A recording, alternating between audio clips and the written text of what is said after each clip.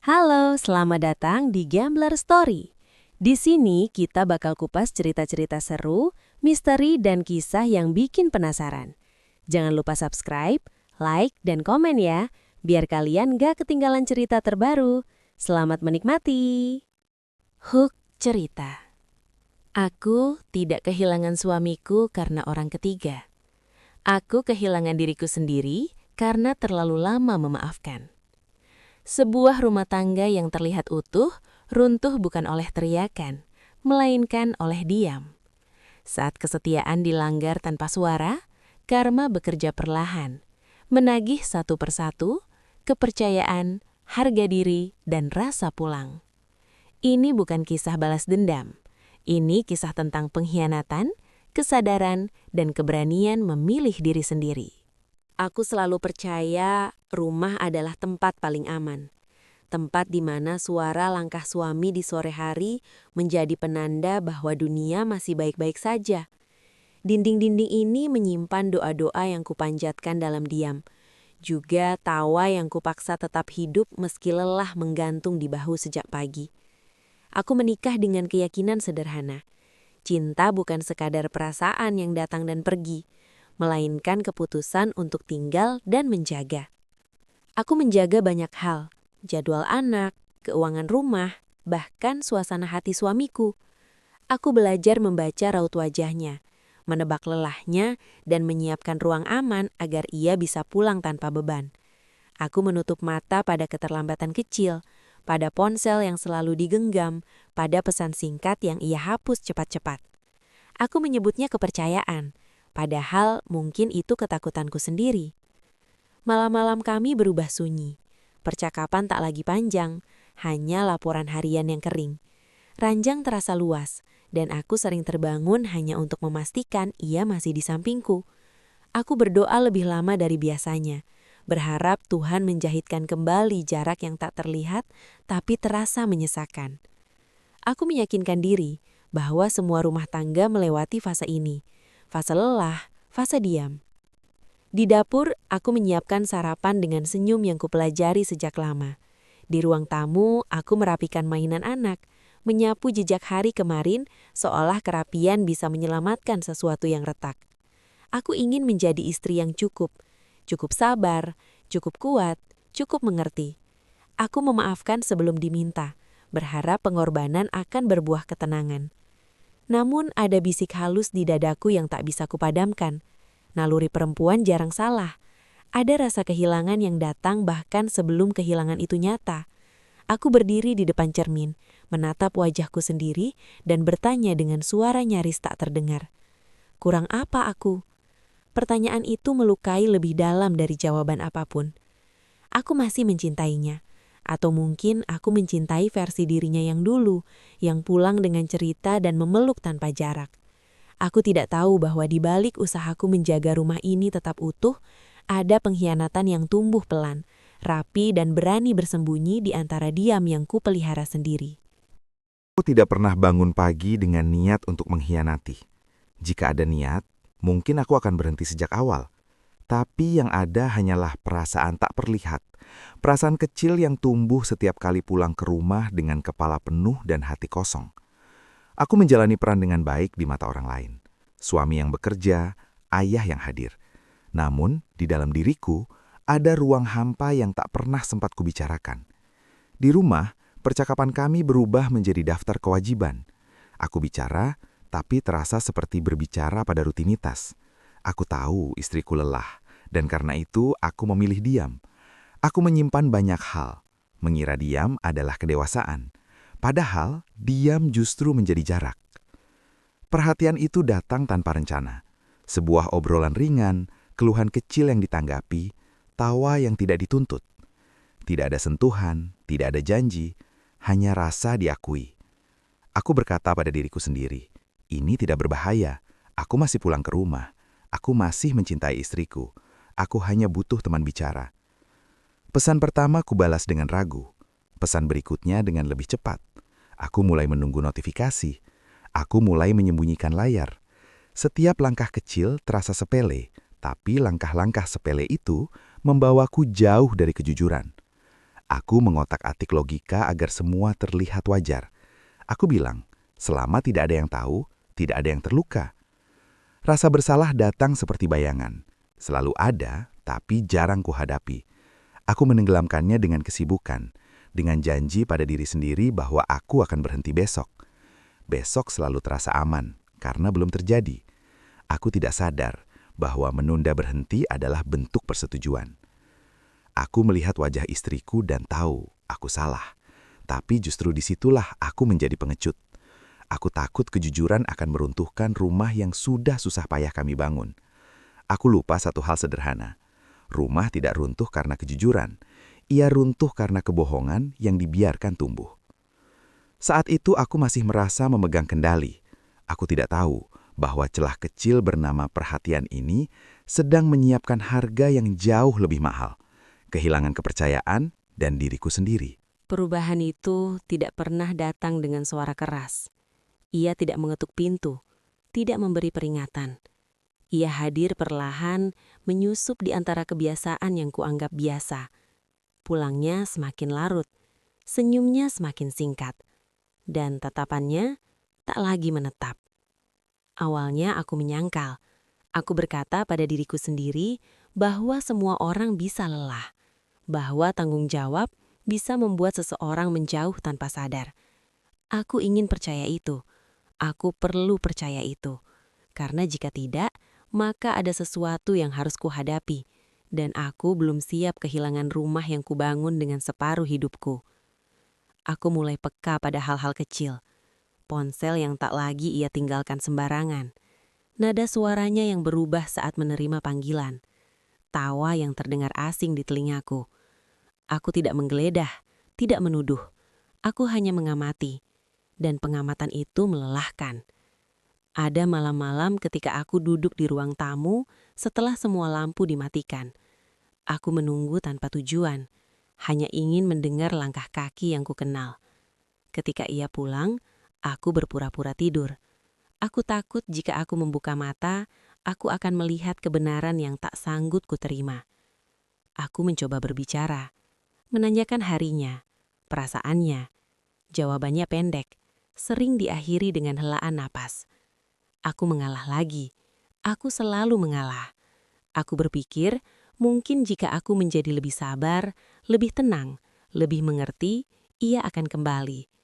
Aku lupa bahwa cinta tidak kembali pada orang yang terus mengecilkan dirinya. Di depan cermin kamar mandi, aku memeriksa wajahku sendiri. Ada lelah yang tak pernah pergi.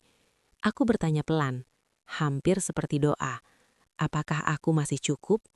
Pertanyaan itu berputar di kepalaku setiap hari, mengikis kepercayaanku pada diriku sendiri. Naluri perempuan sering disebut berlebihan, tapi aku tahu sesuatu telah berubah.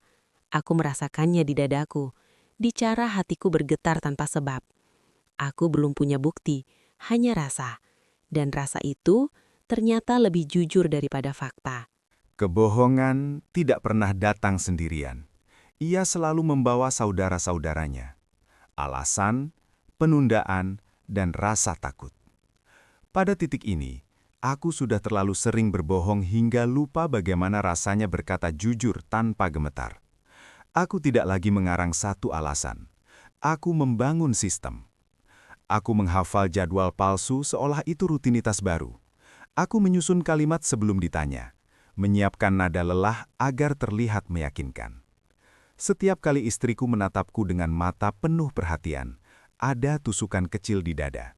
Bukan cukup kuat untuk menghentikanku, tapi cukup untuk mengingatkanku bahwa aku sedang berjalan di jalur yang salah.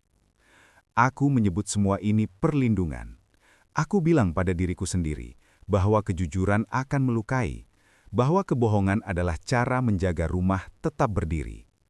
Aku lupa bahwa rumah tidak butuh kepura-puraan untuk bertahan. Ia butuh kebenaran. Namun, aku sudah terlanjur memilih jalan yang mudah di awal dan sulit di akhir. Hidupku terbelah. Di satu sisi, aku duduk di meja makan bersama keluarga, tertawa seperlunya, memainkan peran yang kuasah setiap hari. Di sisi lain, aku hidup dalam notifikasi, pesan singkat, dan rasa bersalah yang selalu kutunda. Aku lelah menjaga dua dunia, tapi terlalu pengecut untuk menutup salah satunya. Ada malam ketika aku menatap langit-langit kamar dan berpikir untuk mengakhiri semuanya. Bukan hidupku, tapi kebohonganku. Namun pikiran tentang akibat membuatku diam. Aku takut kehilangan istriku. Aku takut anakku memandangku dengan kecewa. Ironisnya, ketakutan itulah yang membuatku terus berbohong, memperbesar luka yang kelak tak terhindarkan. Aku mulai menghilangkan diriku sendiri. Hal-hal yang dulu kuanggap prinsip berubah jadi fleksibel. Aku menunda berhenti dengan janji kosong pada diri sendiri. Besok selalu terasa aman karena belum menuntut apapun. Aku tidak sadar bahwa setiap hari aku memilih diam, aku sedang memilih untuk menyakiti. Aku merasa memegang kendali, padahal sesungguhnya kebohonganlah yang mengendalikanku. Dan tanpa kusadari, karma sudah mulai bekerja, pelan, sabar, menunggu saat yang tepat untuk menagih semua keputusan yang kuanggap sementara. Kebenaran tidak datang seperti badai. Ia tidak merobohkan dinding, tidak memecahkan kaca. Ia datang pelan, kejam, dan sangat tenang, dalam bentuk layar ponsel yang menyala di tanganku. Sebuah pesan terbuka, tanpa sengaja, tanpa kata cinta, tanpa rayuan murahan. Justru itulah yang menghancurkanku. Kalimat-kalimat sederhana yang seharusnya tidak pernah menjadi milik suamiku. Tanganku gemetar, dadaku terasa sempit. Aku membaca sekali, lalu 2 kali, lalu berkali-kali, seolah pengulangan bisa mengubah makna. Aku menutup layar, membukanya lagi, berharap semuanya menghilang seperti mimpi buruk. Tapi pesan itu tetap di sana, dingin, nyata, dan tak bisa diperdebatkan. Aku tidak langsung menangis. Tubuhku seperti mati rasa. Aku duduk di tepi ranjang, menatap lantai, dan untuk pertama kalinya aku benar-benar merasakan apa arti kehilangan sebelum pergi. Yang runtuh bukan hanya kepercayaanku padanya, tapi kepercayaanku pada diriku sendiri. Aku teringat semua malam ketika aku memilih diam. Semua hari ketika aku menenangkan hatiku sendiri dengan alasan-alasan yang kupaksakan. Doa-doaku melintas seperti film yang diputar paksa. Doa agar ia dilindungi. Doa agar rumah kami tetap utuh. Doa agar aku diberi kesabaran. Ternyata doaku tidak gagal. Aku hanya berdoa sendirian. Air mataku akhirnya jatuh satu persatu tanpa suara. Tidak ada teriakan. Tidak ada drama, hanya dada yang retak dan napas yang berantakan. Aku tidak cemburu, aku dikhianati. Cemburu masih menyisakan tempat untuk berharap. Pengkhianatan hanya menyisakan kehancuran.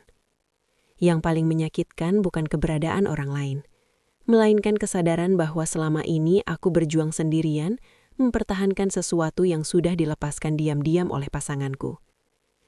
Aku berdiri di depan cermin. Wajahku tampak asing. Ada perempuan di sana yang kelelahan, yang terlalu lama mengalah, yang memaafkan sebelum disakiti secara resmi. Untuk pertama kalinya, aku tidak bertanya, kurang apa aku? Pertanyaan itu mati bersama kepercayaanku. Yang tersisa hanyalah satu kalimat jujur. Sampai kapan aku mengorbankan diriku sendiri?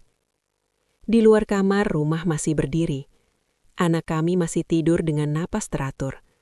Dunia tidak runtuh seperti yang selalu kutakuti.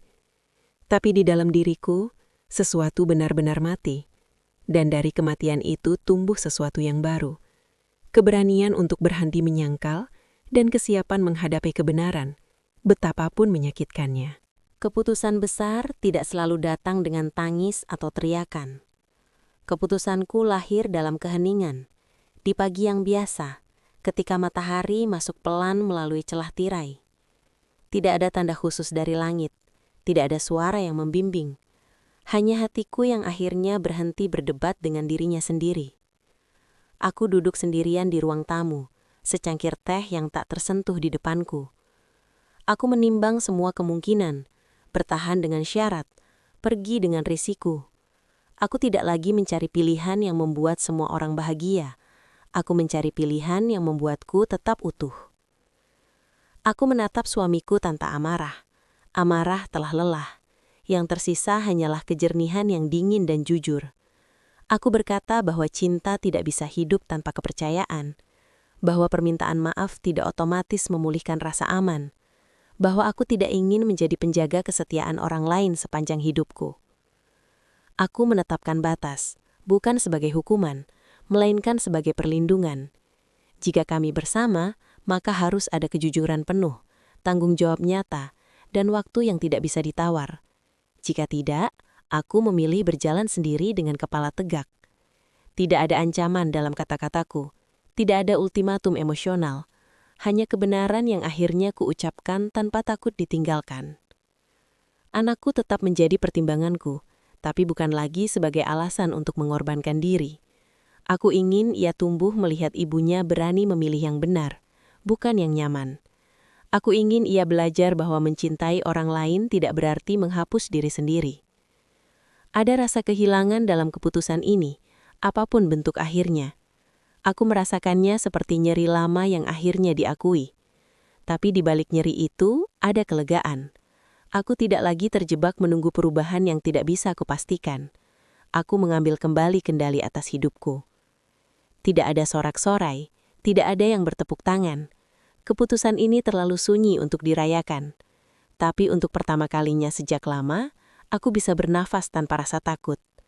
Aku berdiri di titik di mana aku tahu, apapun yang terjadi setelah ini, aku tidak mengkhianati diriku sendiri. Jika kami melanjutkan langkah bersama, itu karena kesadaran, bukan keterpaksaan. Jika jalan kami berpisah, itu bukan kegagalan, melainkan keberanian untuk berhenti di tempat yang salah. Aku menerima dua kemungkinan itu dengan tenang. Keputusan ini mungkin tidak membuat hidup lebih mudah, tapi ia membuat hidup lebih jujur. Dan bagiku, kejujuran adalah bentuk cinta yang paling dewasa. Cinta pada diri sendiri. Karma tidak pernah datang sebagai tokoh jahat yang ingin membalas dendam. Ia hadir sebagai cermin. Ia memaksa setiap orang berdiri lebih lama di depan pantulan dirinya sendiri. Di titik inilah kami berdiri, bukan lagi sebagai sepasang suami istri yang saling berharap, melainkan sebagai dua manusia yang sedang belajar bertanggung jawab atas pilihan masing-masing. Baginya, karma hadir dalam bentuk kehilangan yang sunyi. Ia kehilangan kenyamanan dipercaya, kehilangan rumah yang dulu terasa aman, dan kehilangan kebanggaan sederhana untuk berkata, "Aku orang baik." Setiap hari ia belajar bahwa penyesalan tidak selalu berujung pengampunan. Ada luka yang sembuh dengan bekas, ada pula yang mengubah arah hidup selamanya. Ia menanggung akibat tanpa sorotan, tanpa simpati berlebihan. Dan di sanalah keadilan bekerja, tenang, konsisten, tanpa emosi. Bagiku, karma tidak berbentuk hukuman, melainkan kesadaran. Kesadaran bahwa aku terlalu lama bertahan pada sesuatu yang menggerogoti diriku sendiri. Bahwa cinta yang sehat tidak memintaku mengecil. Aku belajar bahwa memaafkan orang lain tidak boleh mengorbankan keselamatanku sendiri. Dan jika aku memilih pergi, itu bukan karena aku kalah, tetapi karena aku cukup berani berhenti menyakiti diri sendiri. Anak kami tetap menjadi pusat semesta kecil yang harus kami jaga bersama, dengan cara yang berbeda. Kami belajar bahwa orang dua tidak harus selalu bersama untuk tetap bertanggung jawab. Yang terpenting adalah kejujuran, tentang perasaan, tentang batas, tentang realitas yang tak lagi bisa disembunyikan. Ia berhak tumbuh melihat kebenaran, bukan sandiwara. Tidak ada akhir yang benar-benar rapi, hidup tidak bekerja seperti itu. Ada hari-hari ketika aku masih merasakan nyeri lama, dan ada hari-hari ketika ia masih terjebak dalam penyesalan. Tapi kami berhenti saling menyakiti, kami berhenti berpura-pura, dan itu bagi kami sudah merupakan bentuk kedewasaan yang baru. Dari semua yang terjadi, satu pelajaran menjadi jelas. Pengkhianatan selalu bermula dari hal kecil yang dibiarkan, dari diam yang dipelihara, dari kejujuran yang ditunda, dan karma tidak pernah salah alamat. Ia menunggu dengan sabar, lalu mengembalikan semuanya dengan tepat. Cerita ini tidak ditutup dengan kebahagiaan besar atau penderitaan dramatis. Ia ditutup dengan kejujuran, dengan keberanian untuk menerima akibat, dan keberanian untuk memilih diri sendiri tanpa membenci siapapun. Kadang itulah akhir paling dewasa yang bisa dicapai manusia. Bukan menang atau kalah, melainkan sadar. Aku dulu mengira karma adalah sesuatu yang dramatis, datang dengan teriakan, kehilangan besar, atau hukuman yang terlihat jelas oleh semua orang. Ternyata aku salah. Karma tidak membutuhkan panggung. Ia bekerja diam-diam, tepat di titik paling rapuh dalam hidup seseorang. Hari-hariku mulai runtuh dari hal-hal kecil. Di kantor, kepercayaan atasan yang dulu kupegang penuh mulai mengendur. Aku kehilangan fokus. Kesalahan yang biasanya bisa kututup, kini terlihat jelas. Rekan kerja mulai menjaga jarak, bukan karena tahu pengkhianatanku, tetapi karena aku tak lagi utuh. Kebohongan yang kubawa pulang ke rumah ternyata ikut menempel di ruang kerja. Hubungan pelarianku berakhir tanpa upacara.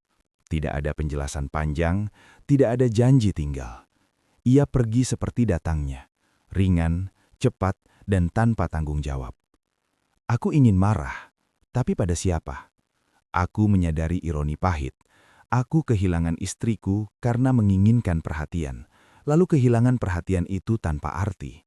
Yang tersisa hanya kekosongan yang lebih besar dari sebelumnya. Di rumah, aku menjadi tamu. Istriku bersikap sopan, tenang, dan itu lebih menyakitkan daripada kemarahan. Tidak ada pertanyaan, tidak ada pengawasan, jaraknya rapi dan jelas.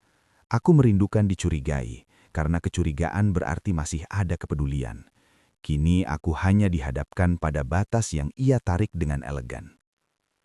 Anakku memandangku sama seperti biasa, dan justru itu yang menghancurkanku.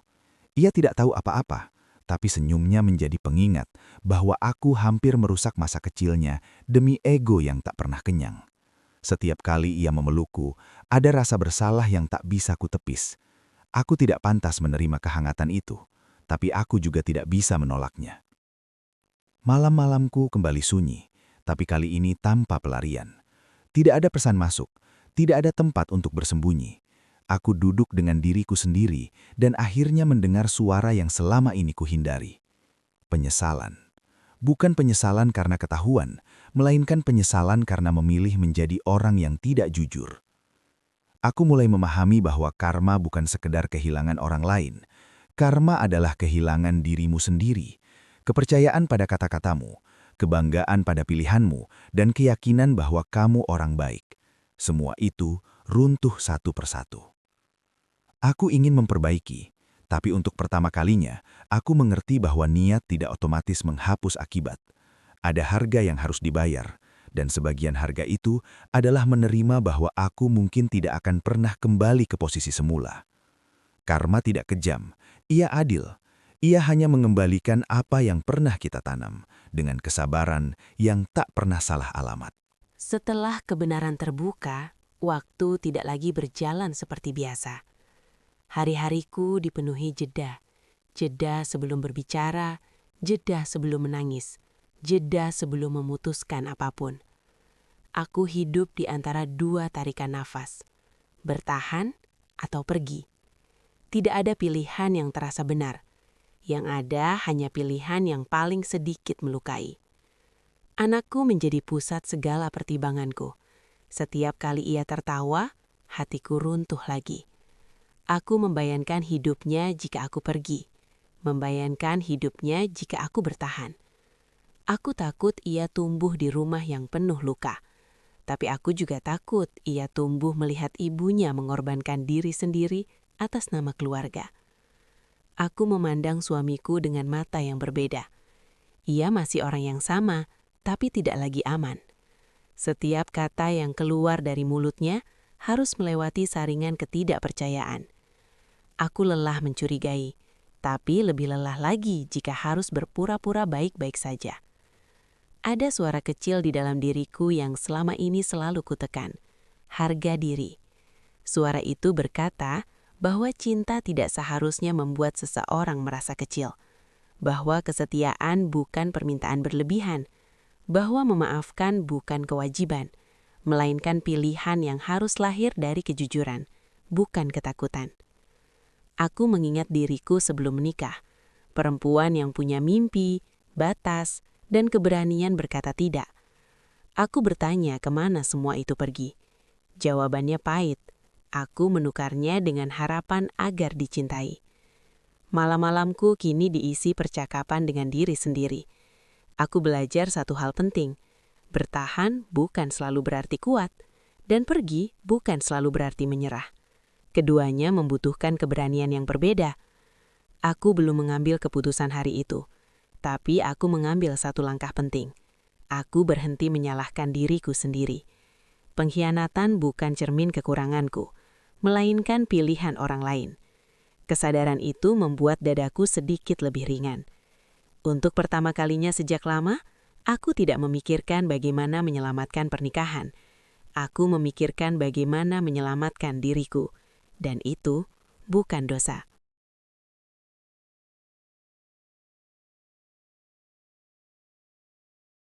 Terima kasih sudah menonton. Subscribe, like, dan komen di Gambler Story. Karena setiap pilihan selalu punya akibat.